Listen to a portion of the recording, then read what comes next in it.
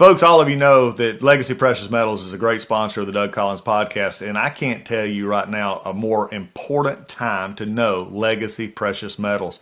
They're right now, your investment portfolio, if you look at the stock market right now, you look at the inflation that's going on, you look at the uncertainty out there, I'm going to tell you, the investments that you're making need to have gold and silver to be a part of it. You need the precious metals. Navigators are people who have been there, they know what to look out for, and they know how to come back and navigate you through the streams of your financial situation, whether it's for your retirement or whether it's just in your long-term investment strategies. Legacy Precious Metals folks are people who listen. They listen to you, they listen to your needs, and they help you navigate this uncertain financial times. When you're seeing the fluctuations back and forth, people will actually need to find a place where they have a portfolio that is balanced. Having gold and silver in that portfolio is something that you can have as part of yours. Just go find them at legacypminvestments.com. You want to listen to a podcast? By who? Georgia GOP Congressman Doug Collins. How is it? The greatest thing I have ever heard in my whole life. I could not believe my ears. In this house, wherever the rules are disregarded, chaos and mob rule. It has been said today, where is bravery? I'll tell you where bravery is found and courage is found. It's found in this minority who has lived through the last year of nothing but rules being broken, people being put down, questions not being answered, and this majority say, be damned with anything else. We're going to impeach and do whatever we want to do. Why? Because we won an election. I guarantee you, one day you'll be back in the minority and it ain't gonna be that fun.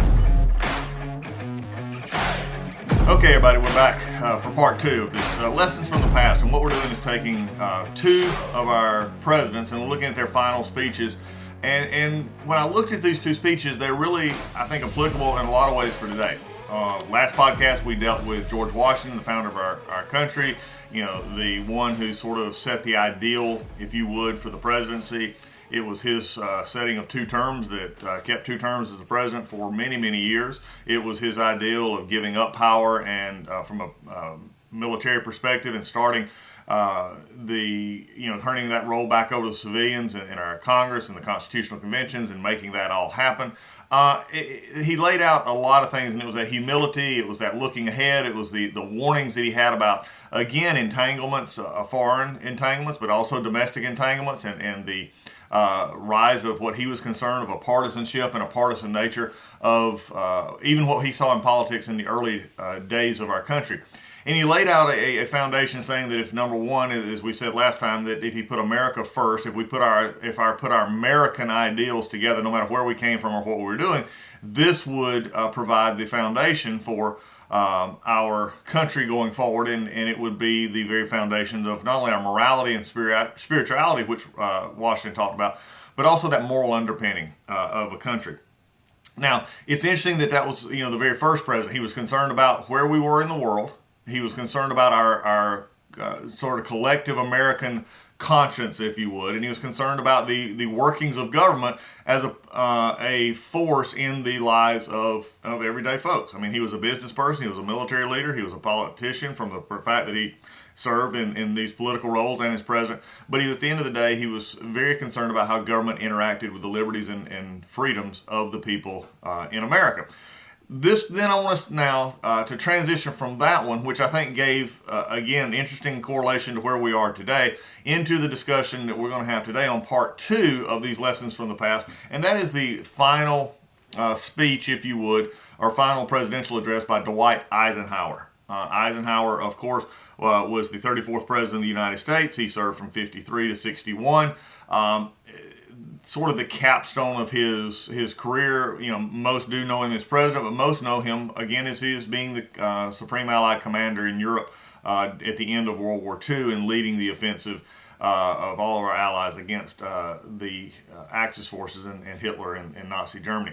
These all play in together for this, what became his final speech. Now, there's a lot written about Eisenhower, and I would encourage you, just as I would Washington, if you want to know more about the men themselves, you want to know about how they grew up, how they came about, I would encourage you to read. There's several books out there to go read about them, because they're fascinating in their where they came from and how they got there. In fact, it's a really interesting correlation between it's sort of 3 presidents in a row, and this is an extra for you podcast listeners today, for listening. If you look at the middle of the century in the United States during the what came out of the FDR presidency, coming out of the Great Depression, moving into World War II, you had a person who was, in essence, groomed for politics. He was groomed in many ways in his family, from his cousin to everybody, to be a politician, to be a leader, a governor, a president. That's what FDR, Franklin Roosevelt, was sort of groomed to be.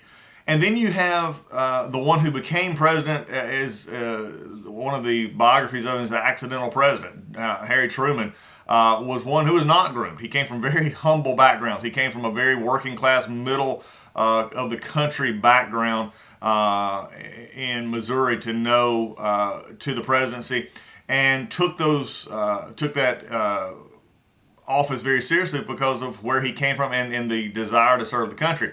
And then you transition to another Midwesterner in Eisenhower. So in the middle of our time frame there, in which we went through the Great Depression, World War II, into what began the use of the atomic bomb, the use of the beginning of the Cold War, and then the space race toward the end of Eisenhower's term that was beginning, again, this buildup of nuclear power, this buildup of military power through Eisenhower's administration, and even the beginnings of what we see. We see the Battle of Korea, and then we see the start of what would be known is, from our perspective later in Eisenhower's administration, on into Kennedy's and then Johnson's, is the Vietnam War.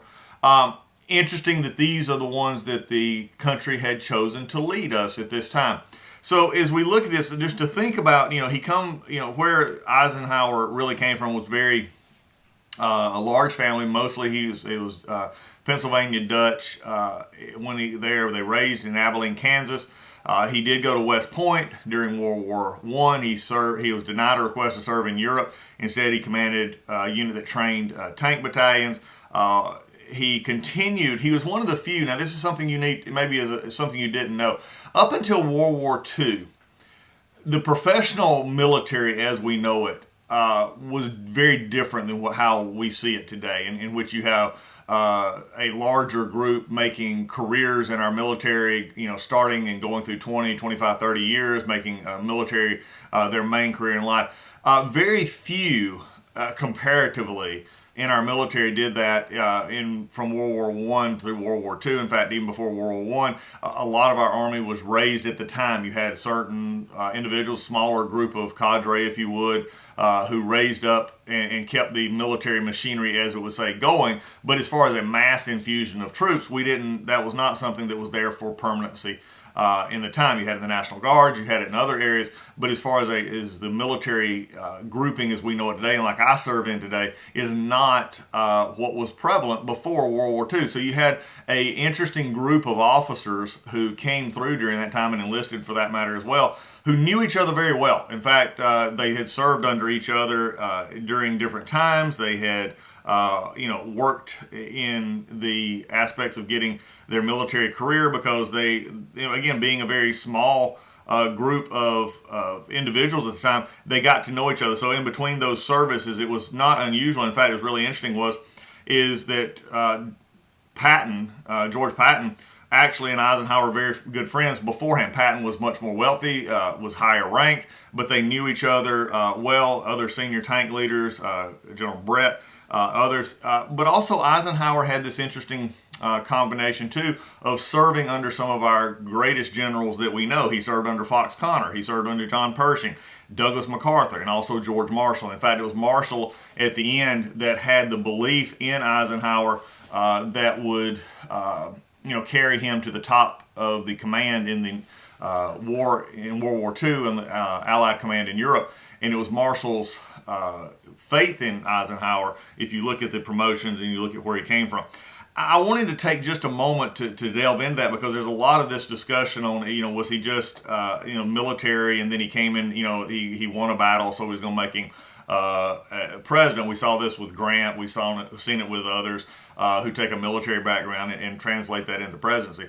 But for Eisenhower, it was a work in progress the entire time. He literally was working through the system. He would gain rank, he would lose rank, and then ended up Frankly, at the start of World War II, nobody probably would have picked Eisenhower out of a lineup, much less be the person to actually lead the country during our forces during World War II and looking at that end. So as we look at this man, Dwight Eisenhower, I want you to not only take this as a jumping off point, I encourage you go read some of the biographies that are out there. Go read more about him and look at the background that he had that went into shaping what I believe was a pretty phenomenal and pretty dead-on assessment of what was going on not only in the 1961 when he delivered this address, but is happening a great deal now.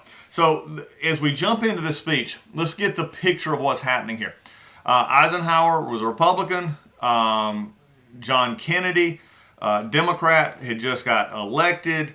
There was tension between those camps. There's some great historical documents about that and looking at how the two would not really get along.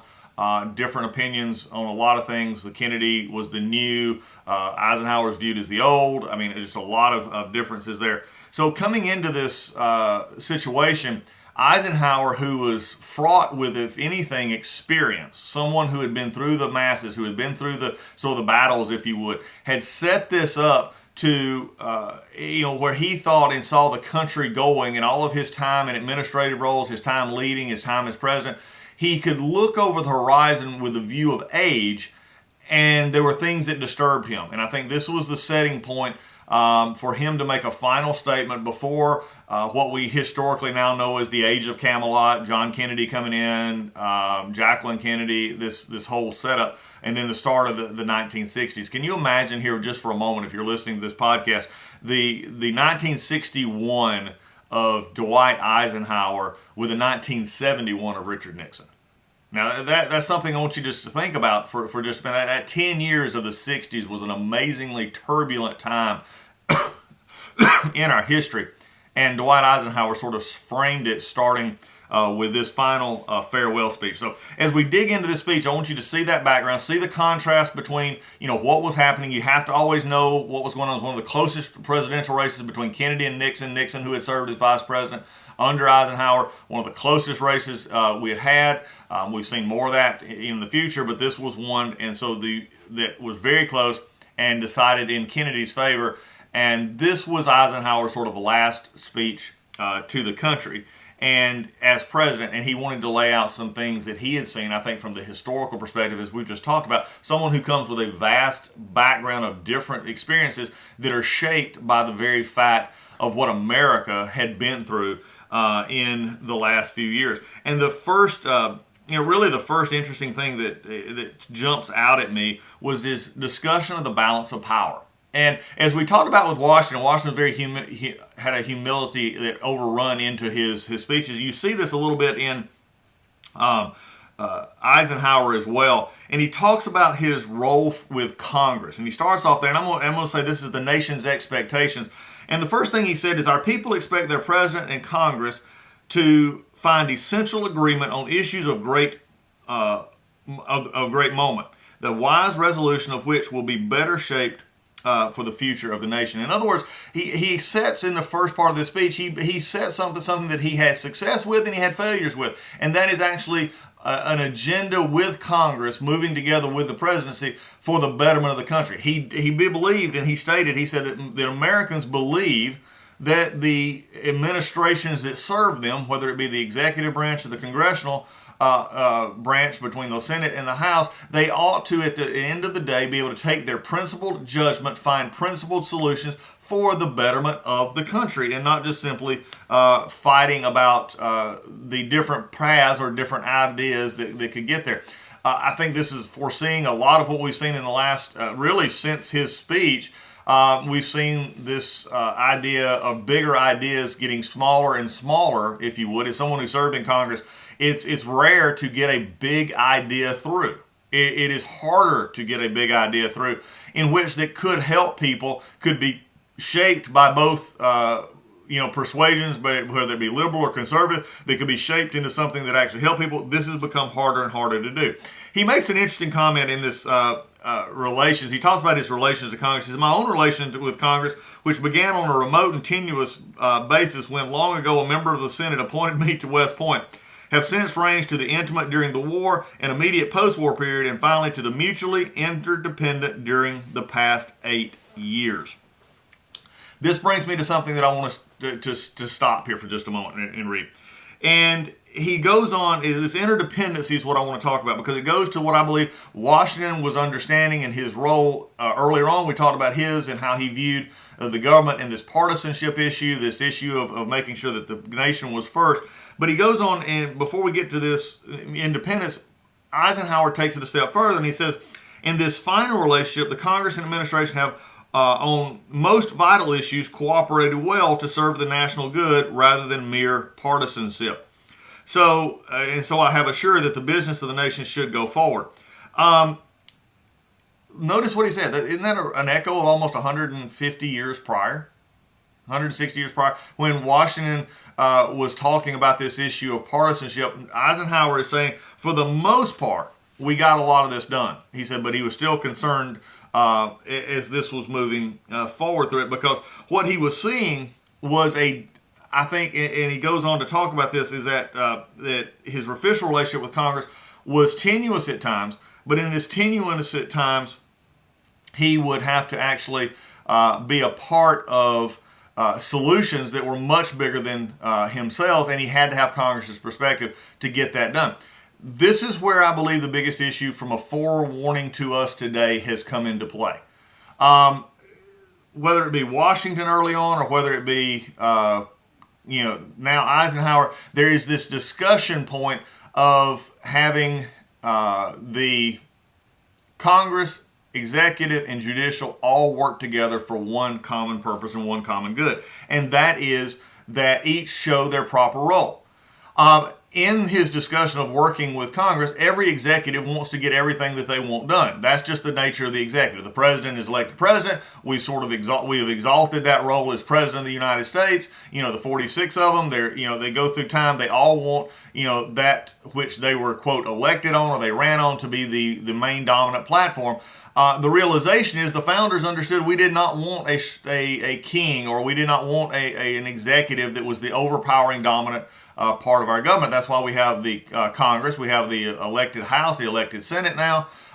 First off, remember the Senate was appointed by the state legislatures, but there was supposed to be a connection to, as we talked about in the last episode, the we the people aspect of this, that we are to have the governance power to mold and shape the government through our elected vote to do that. The judicial branch was to interpret the Constitution. Plain and simple, that was and still is the judicial branch's job. The problem that I'm seeing, and I'm going to share this with you here, the Congress today is broken, and the executive is broken because they're not operating within the sphere of their own power anymore. The executive, when it feels like it's not getting what it wants from Congress, it's not either getting allocated funds or it's not getting the bills passed that it wants, it simply uses the power of executive order, and it uses the power of the executive to just make things happen. And when we understand this is a problem that bypasses the people aspect of we the people. It bypasses the aspect of Congress being involved. Now, before you blame the executives and you blame the executive power and you blame the presidents just wanting to do and fulfilling their partisan roles, you got to also look at the fact that I believe that over the past, almost since the time of Eisenhower, Congress has been regularly giving away its legislative authority. Its legislative authority in many areas, and it came through the partisan ideas or bigger ideas, mainly of expansion of government, liberal ideas of government, in which the Congress was allowing the executive to, really take control and guidance of what Congress was wanting by having out bills in which the bills would state, whether it be the Clean Air Act, Clean Water Act, whether it be Medicare, Medicaid, Social Security, the expansion, all of these issues, they were saying, executive, you handle the details, we're going to give you the broad strokes, you handle the details. Well, I think Eisenhower understood, and in his cooperation process here with Congress, understood that there needed to be a more cohesive role, if you would. There needed to be a role in which the executive and the Congress worked together, meaning not everyone got their idea, but that everyone was a part of it, and that Congress, through its oversight and monetary role, in which it actually gave the money, appropriated the money for the expansion of these different programs, was the ones that did the oversight, did the appropriating in conjunction with the executive, who had the power to say, I'll veto it or not veto it, but in the end, come together to work for the common good. He's setting expectations here. I think that was the concern. He was looking out ahead. He was seeing governments and presidencies and elections and seeing maybe into the future where personalities, I mean, remember, he was also during the time of McCarthy. And the communist purges and hunts that were going on in Washington and Hollywood and everywhere else. He was seeing the rise of the personality, which, when he talks about this, if you look deeper into his biography and you look at deeper into his thinking and some of his private writings, I think concerned him that the roles were being misused by both sides. And I think that still is appropriate today. I believe today that Congress is not operating as Congress should, and the executive is not operating as the executive should. Why? Because the two that are supposed to keep checks on each other have basically abandoned the checks and balance system. Congress willingly seems to appropriate its power to the administration, while the administration has willingly said, if this is the way it's going to be, I'll just work it through administrative action instead of going through Congress. That's why big things are hard to get done. But Eisenhower actually accomplished some big things that are constitutional big things. It is the Eisenhower interstate highway system. From his experiences in war, he saw that our country needed an interstate highway system so that we could move goods and services across this country. Without that vision and that foresight, we would not have the interstate highway system, the communication as far as from a travel perspective that we have today. So there was things that did get done, but he understood that it had to work together. Let's move on to the second thing that I see here, and I'm going to touch on this briefly simply because it's interesting to me that he and Washington both touched on that, and that is the moral and religious people. He said, throughout American adventure and free government, our basic purposes have been to keep the peace. And then he goes on to say, to strive for less would be unworthy of a free and religious people. Any failure traceable to our arrogance or our lack of comprehension or readiness to sacrifice would inflict upon us grievous hurt at both home and abroad. And he goes on to say that in the next paragraph of the speech, he talks about that the powers that are attacking these ideas of freedom are, as he put it, atheistic in character. They have a hostile, he said, we face a hostile ideology, global in scope, atheistic in character, ruthless in response, and insidious in method. We're seeing that right still to this day with socialist and communist, the totalitarian dictatorships in the world, in which divorced from morality, religious principles, we see what Eisenhower was talking about. Why? Because he saw it up close and personal. This, I think, is coming from his own personal experiences in World War II, seeing Korea and working to get us out of Korea. He saw the pain of war. He saw what these ideologies unhinged from moral and religious responsibility can do in a world, and he wanted that to have a balance again, and he wanted that balance to be based on the principles that we have and a moral conviction to do what is right in the world. Number 3, though, is really interesting, and I want you to pay attention to what I'm going to say here, because I want you to listen. Because the way he says it, I want you to understand and hear it, and then we'll talk about it. It says, crisis there will continue to be. In meeting them, whether foreign or domestic, great or small, there is a recurring temptation to feel that some spectacular and costly action could become the miraculous solution to all current difficulties. A huge increase in newer elements of our defense, development of unrealistic programs to cure every ill in agriculture, a dramatic expansion in basic applied research, these near and many other possibilities, each possibly protecting or promising in itself, may be suggesting as the only way the road in which we travel. But each proposal must be weighed in light of broader consideration, the need to maintain balance and among the national programs balance between private and public economy, balance between the cost and hope for advantage, balance between the clearly necessary and the comfortable desire, balance between our essential requirements as a nation and the duties imposed by the nation upon the individual, balance between the action of the moment and national welfare for the future. Good judgment seeks balance and progress. Lack of it eventually finds imbalance and frustration. Has there ever been a more potent comment coming almost 60 years ago now, over 60 years ago now, from Eisenhower's farewell address, in which he addressed this role that you can't look for government all the time to provide the miraculous solutions. Now, put this in perspective of where he was. He's coming out of a time of just an immense technological change, and we're going to talk about that in a minute. He talked about, he came from, really in which, in his lifetime, he had come from seeing no one fly to now we had bombers that could literally fly around the world. We have seen transportation systems encouraged. We saw television come in. We saw radio and other things, develop and grow, and all during his time. He saw this all happening. And, cures in medicine and others that he would have on the battlefield.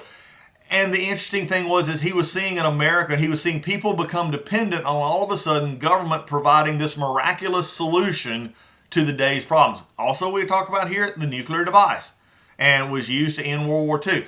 I think all of these packaged together really played into his system, but he also said there needed to be a balance. And that last line, can you think of a better, interesting, more aligned judgment than of the past 2.5 years here with, all going on 3 years now with our COVID issue, in which we all look for the magical cure, the magical solution, everything will be fine.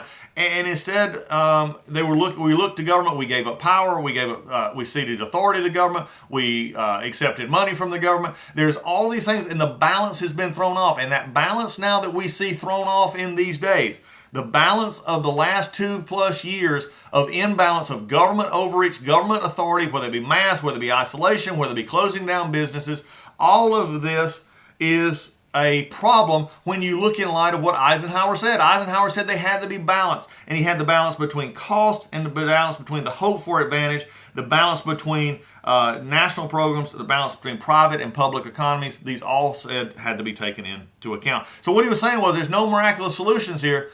He said there are solutions that can seem miraculous, but they have to be put in proper perspective. And when you deal with the government will suck every life away from everything else if it is allowed to dominate in a certain discussion. And this is where I think he was going. I think this is what he was concerned about, and that balance was moving away, because he moves right into the next point. And that is what this speech is most famously known for. And that is the part of the military-industrial complex. And coming from Eisenhower, a man, a general who led the troops, the Supreme Allied Commander in Europe, led us to victory over Hitler, someone who had spent his entire adult life up until now, in the military and dealing with these elements of war, peace, and battles, came to this conclusion that he said that we needed to be very wary of this new industrial or military establishment. He said in this quote, he said, "A vital element in keeping peace is our military establishment. Our arms must be mighty, ready for instant action, so that no potential aggressor may be tempted to risk his own destruction." That is strength. That is fighting from strength. This is the Reagan doctrine. It was the Trump doctrine. It's been the doctrine of most every president, from Johnson to Kennedy, is to project a position of strength. We've seen that deteriorated here in the recent years. We've seen a more isolationist bent, which is why Eisenhower actually ran, by the way, over Adlai Stevens and won, who was moving, they were moving away. Taft, the Democrat, was actually wanting to move to a more isolationist stance. And again, in Eisenhower's true form, said there had to be a balance. He saw this coming. But what he said later on, he said, "But our military organization bears little relation to that known by any of my predecessors in peacetime, or indeed by the fighting men of World War II or Korea." This is what we talked about earlier, about how the military has changed to what we see as the more modern military of today from what he knew before World War II, where we were not ready for war. We were not ready to engage Japan or Germany. We had to ramp up that system very quickly. And that is exactly what happened during World War II. In fact, we had industries, as he's put it here, that were, he said, American makers of plowshares could, with time and as required, make swords as well. But now we can no longer risk emergency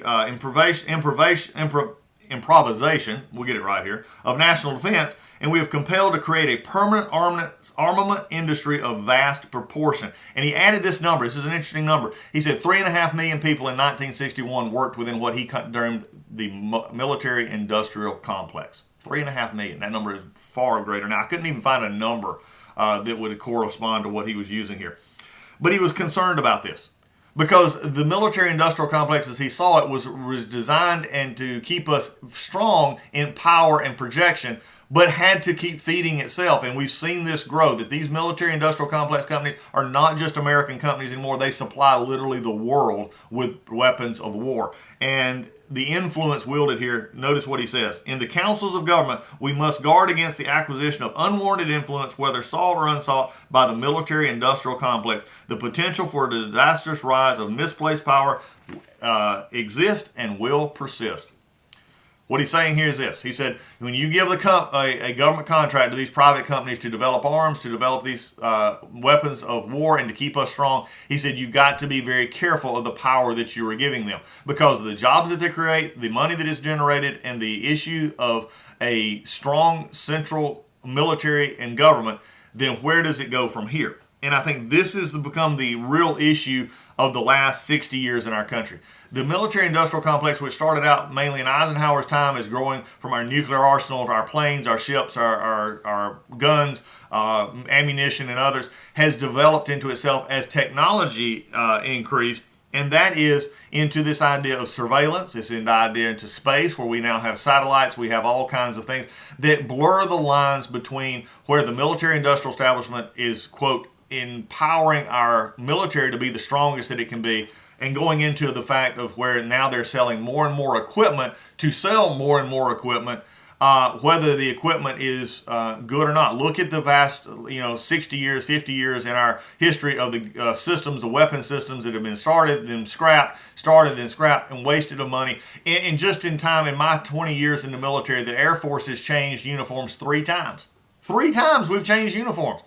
And at the same time, you have the other branches doing the same at the cost of millions upon millions of dollars. No coordination between the branches, no coordination, because who do they look to? They look to their outside contractors to provide this. And there's a whole issue here we can talk about, but this was in some simple terms how we look at it. Another area, the military-industrial complex, the Air Force, and others influenced by those outside contractors have tried to get rid of the A-10.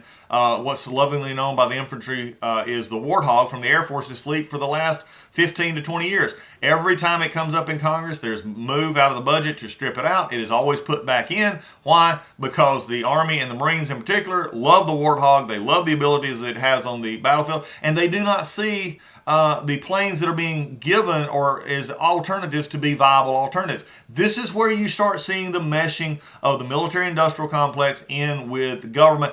You see, Eisenhower saw something in the economy that was growing. His concerns about the military-industrial complex were very valid and very real. We're seeing it today. Folks, if you don't believe that this influence that he talks about, where he talks about the councils of government and the influence of this industry is real, you've never been to Washington, D.C. You've never been in the Armed Services Committee, and you've never watched the appropriation process. It is real, and they are very good at what they do. And I'm just putting it out there as fact. These large companies in the military-industrial complex, they intentionally have plants in almost every district in the country. They have suppliers in every part of the country. It is something that they know that if they were going to keep this going, they had to have, basically an inroad into D.C. That's the way it worked. Eisenhower was concerned about this, rightfully so. I think it has become concerning, as we just talked about some of these, things that you see coming up that we're spending money on.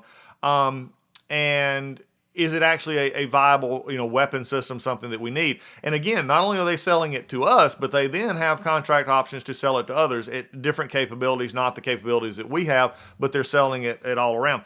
But there's a next point that I wanted to really hit on, because I think it was that also the part of the military-industrial complex, not only the hardware part, but the spying and the surveillance state that we've become into.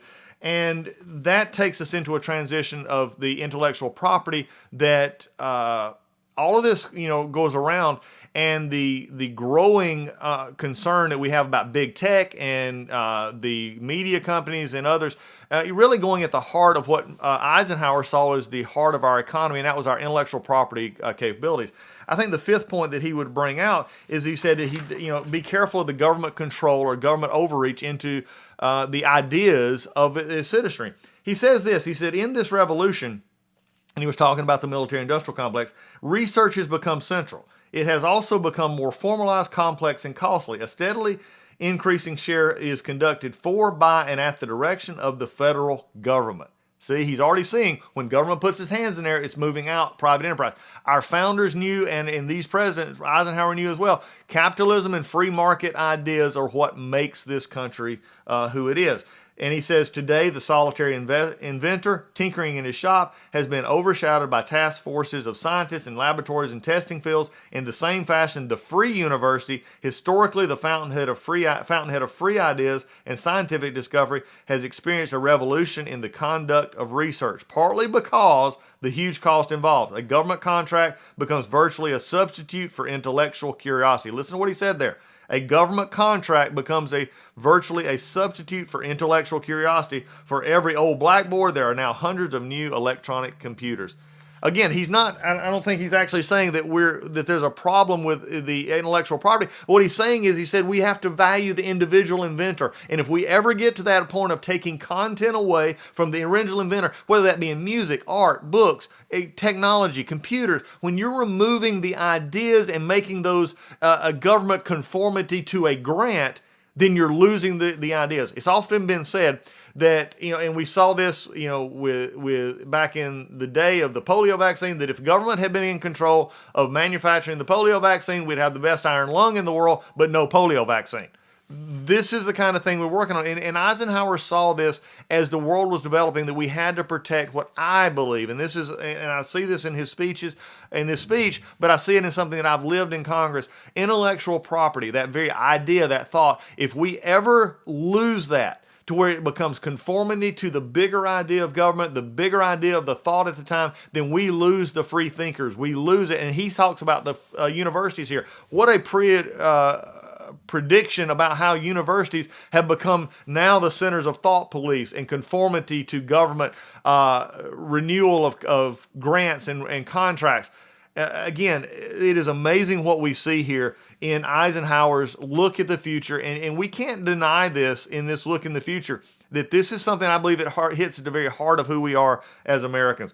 The next thing he did, again, it was another call on debt. Amazingly enough, he said another factor maintaining balance involves the element of time, and he says as we peer into our society's future, we, you, and I, and our government must avoid the impulse to live only for today, plundering for our own ease and convenience the precious resources of tomorrow. We cannot mortgage the material assets of our grandchildren without risking the loss of their political and spiritual heritage. I can't say it enough. I mean, we've talked a lot about Eisenhower's speech. That sort of sums it up. We can't live for the moment. Governments have the responsibility to look into the future and cannot use resources strictly today. It's just a fact. We see it in our personal lives. Why would the government not be any different? I want to stop here because he talks also that peace should be strived for. Eisenhower, look at what he's talking about. He sees what's happening today in 1961. He warns us against it. Don't spend more than you got. Don't let the government be influenced by outside organizations who very much depend. Remember, the military-industrial complex depends on government to exist, not the other way around.